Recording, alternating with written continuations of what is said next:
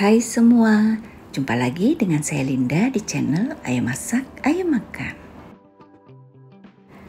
Hari ini kita mau bikin castella cake, tapi ini rasa kopi. Castella cake ini wangi kopi sekali dan juga lembut banget. Gimana cara bikinnya? Yuk kita mulai aja.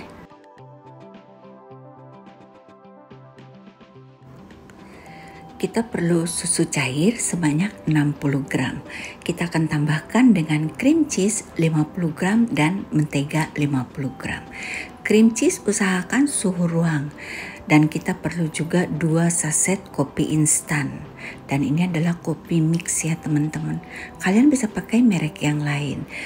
Supaya rasa kopinya lebih terasa, saya pakai lagi 4 gram Nescafe.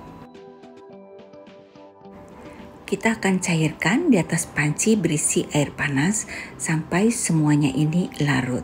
Tapi untuk cream cheese-nya mungkin agak sedikit sulit larut karena ini kebetulan saya pakai yang masih dingin. Dalam keadaan panas atau hangat, kita masukkan terigu protein rendah dan juga maizena. Untuk berapa gramnya nanti kalian bisa lihat di samping atau kalian lihat di box deskripsi. Kita aduk-aduk sampai tercampur menjadi rata, menjadi pasta. Kita masukkan 1 telur utuh, kita aduk lagi.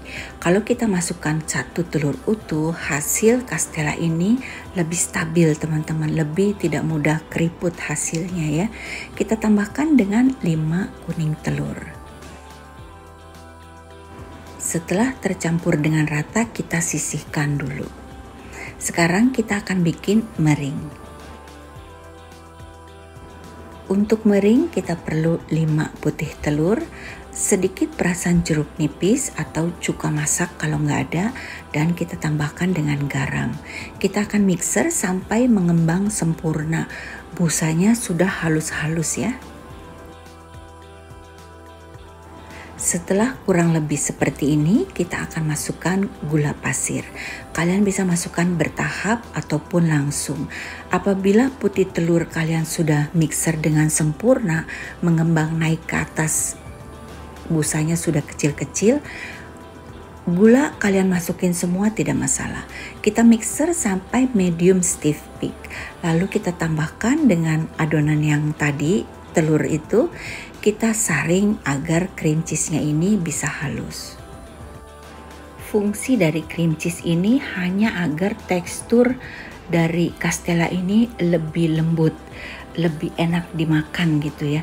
Bukan supaya ada rasa keju, karena rasa kejunya tidak akan terasa. Sekarang kita akan aduk dengan whisker sampai putih telurnya ini sudah tidak terlihat ya, sudah tercampur semuanya, baru kita ratakan kembali dengan spatula. Untuk teman-teman yang nanti tidak punya cream cheese, misalkan mau pakai keju spread, mungkin bisa ya. Banyaknya juga mungkin sama, karena saya belum pernah pakai keju spread. Saya selalu pakai cream cheese. Cream cheese-nya di skip juga bisa. Setelah tercampur dengan rata, kita akan masukkan ke dalam loyang yang sudah dilapisi dengan baking paper ataupun silpet seperti ini. Saya pakai loyang ukuran 21 cm. Kalau kalian ingin hasilnya lebih tinggi, kalian bisa pakai ukuran 18 cm. Adonan kita sisakan sedikit saja untuk motif di atasnya, tapi kalau kalian tidak mau pakai motif, tidak perlu ya. Saya tambahkan dengan sedikit coklat bubuk, kita aduk rata, lalu kita ambil setengahnya saja, kita masukkan plastik segitiga. Dan sisanya nanti kita akan tambahkan lagi dengan coklat bubuk agar warnanya lebih tua. Dan juga kita akan masukkan ke dalam plastik segitiga. Ini adalah pertama kali saya bikin motif seperti ini ya. Sering lihat di Instagram teman-teman bikin di kue bolu ya. Hasilnya cantik, jadi saya kepengen bikin. Nah, ini atasnya kita bisa ratakan dulu agar hasilnya lebih cantik.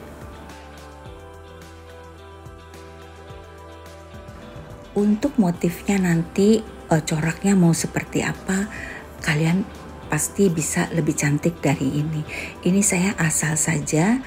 Yang penting ada tekstur warna gradasi ya. Jadi coklat yang muda, kemudian coklat yang tua. Dengan demikian hasilnya akan terlihat lebih cantik. Langsung saja kita tarik dengan tusuk gigi. Untuk plastik segitiganya ini sebaiknya kalian bolonginnya kecil saja supaya hasilnya lebih cantik.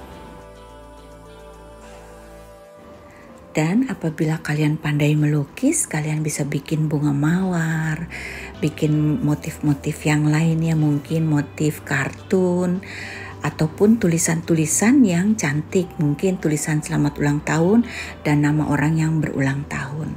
Ini cantik sekali hasilnya teman-teman, padahal bikinnya sederhana banget.